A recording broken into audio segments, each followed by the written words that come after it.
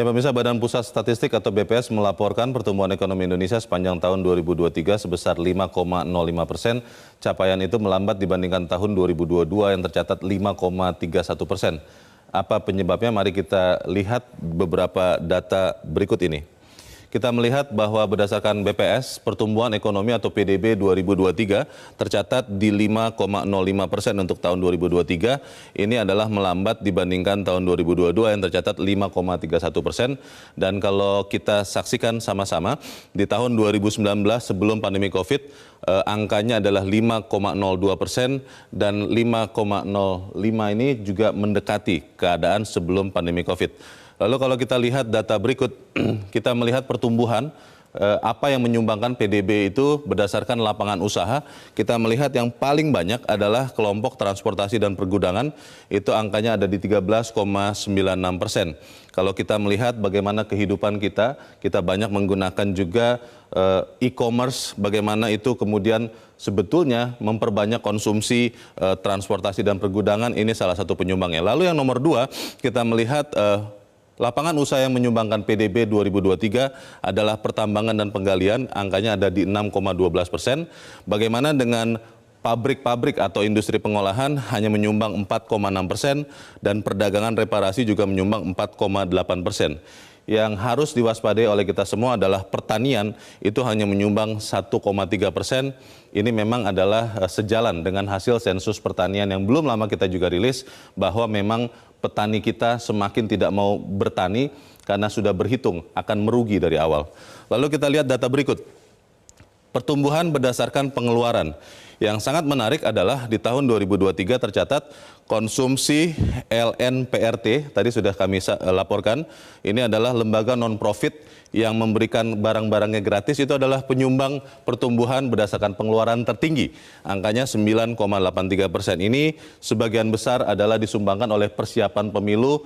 Mungkin Anda juga mulai menikmati, tanda petik, apa-apa yang didapatkan dari partai-partai yang mengikuti pemilu dan juga calon presiden. Lalu nomor 2 masih tetap disumbangkan oleh konsumsi rumah tangga hampir 5%, tepatnya 4,8%. Sementara konsumsi pemerintah hanya 2,95%. Yang patut diwaspadai juga adalah pembentukan modal tetap bruto atau PMTB, karena ini sebetulnya salah satu indikator bagaimana keyakinan kita semua akan masa depan pertumbuhan ekonomi bangsa kita.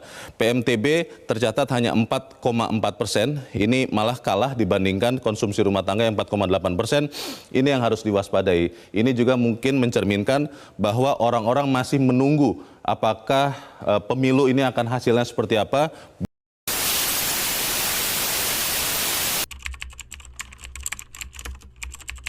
Permasalahan, Badan Pusat Statistik atau BPS melaporkan pertumbuhan ekonomi Indonesia sepanjang tahun 2023 sebesar 5,05%. Capaian itu melambat dibandingkan tahun 2022 yang tercatat 5,31%. Apa penyebabnya? Yang pertama, berdasarkan pertumbuhan produk domestik bruto atau PDB, pertumbuhan ekonomi 2023 tercatat di 5,5%. Ini adalah melambat dibandingkan tahun 2022 dengan angka 5,31%.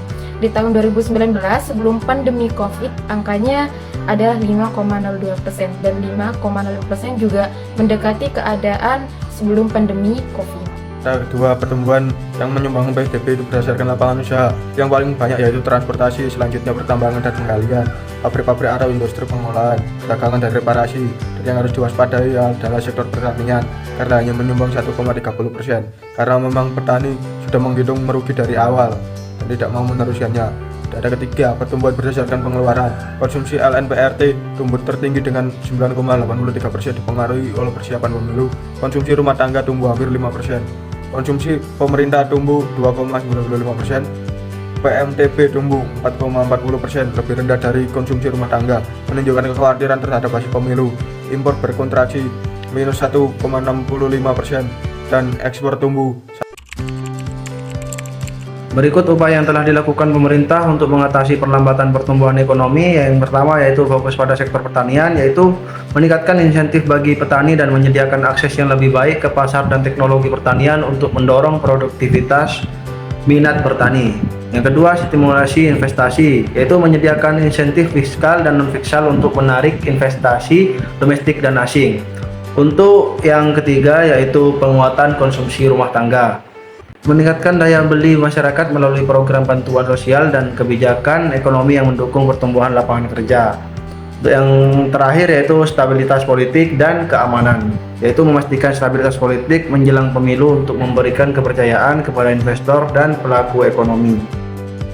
Hasil rapat Dewan Gubernur Bank Indonesia pada tanggal 21 sampai 22 Mei 2024 memutuskan untuk mempertahankan BI rate sebesar 6,25%. Demikian juga suku bunga deposit facility tetap sebesar 5,5% dan suku bunga lending facility tetap sebesar 7%.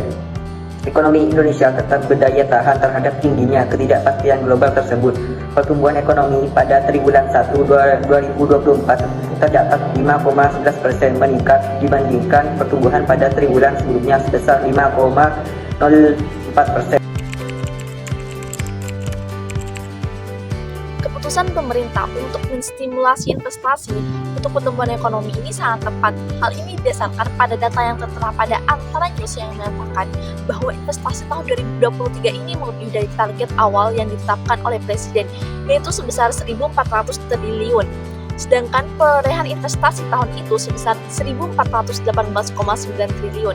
Lalu investasi ini dapat menyerap tenaga kerja sebanyak 1.823,543 orang. Berdasarkan hal itu, ditaksir pertumbuhan ekonomi Indonesia itu sebesar 1,35%. Fokus pemerintah di sektor pertanian yaitu meningkatkan insentif petani dan meningkatkan minat para generasi muda untuk menjadi petani merupakan langkah yang sangat efektif karena pertumbuhan ekonomi telah meningkat sebesar 5,11% di tahun 2024. Hal ini dapat dari upaya-upaya program pemerintah untuk meningkatkan pertumbuhan ekonomi tersebut. Yang pertama, pemerintah telah meningkatkan anggaran pupuk subsidi sebesar 54 triliun yang akan diberikan kepada para petani secara lebih merata. Yang kedua, program KUR kredit usaha rakyat pertanian yang memberikan akses permodalan kepada para petani dengan bunga yang rendah.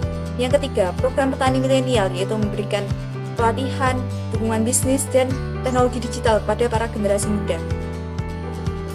Setelah mempertimbangkan dengan baik dampak positif maupun negatif dari penguatan konsumsi rumah tangga sebagai solusi untuk mengatasi perlambatan pertumbuhan ekonomi Indonesia, saya setuju dengan penguatan konsumsi rumah tangga sebagai solusi untuk mengatasi perlambatan pertumbuhan ekonomi Indonesia, asalkan dilakukan dengan pendekatan yang seimbang dan memperhatikan potensi dampak negatifnya.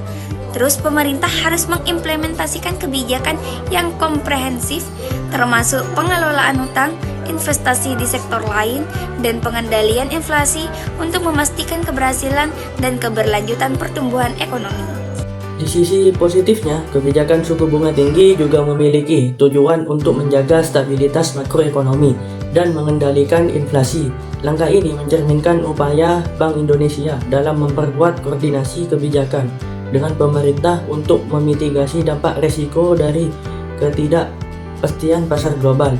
Dengan demikian, meskipun adanya potensi dampak buruk, kebijakan ini diambil dengan mempertimbangkan perlindungan terhadap stabilitas ekonomi jangka panjang. Dengan demikian, keputusan Rapat Dewan Gubernur Bank Indonesia pada 21 sampai 22 Mei 2024 membantu memperkuat stabilitas makroekonomi dan mendukung pertumbuhan ekonomi Indonesia. Saya setuju terkait keputusan pemerintah untuk memastikan stabilitas politik menjelang pemilu di Indonesia karena hal tersebut dapat meningkatkan kepercayaan investor dan pelaku ekonomi karena mengurangi risiko ketidakpastian kebijakan dan menjamin keberlanjutan program ekonomi. Bukti dari Bank Dunia menunjukkan bahwa negara dengan stabilitas politik yang tinggi lebih mampu menarik investasi asing langsung yang mendorong pertumbuhan ekonomi. Contohnya, pada pemilu tahun 2019, stabilitas politik yang terjaga di Indonesia berhasil menarik minat investor asing. Terbukti dengan meningkatnya aliran investasi langsung sebesar 6,8% dibanding tahun sebelumnya. Saya setuju mengenai kebijakan yang dilakukan pemerintah untuk memulihkan pertumbuhan ekonomi melalui penyediaan lapangan kerja, akselerasi kebijakan di sektor padat karya, dan transfer keuangan dana daerah adalah langkah yang tepat.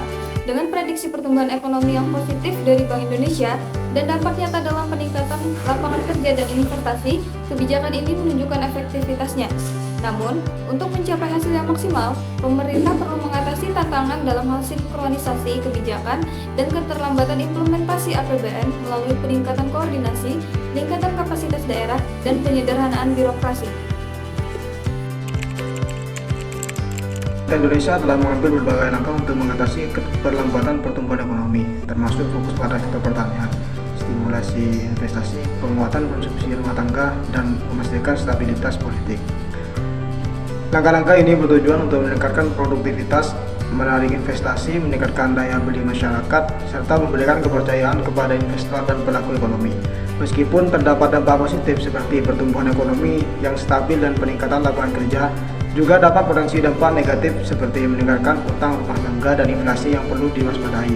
Oleh karena itu, pendekatan yang seimbang dan komprehensif sangat diperlukan untuk memastikan keberhasilan dan keberlanjutan dari upaya-upaya tersebut.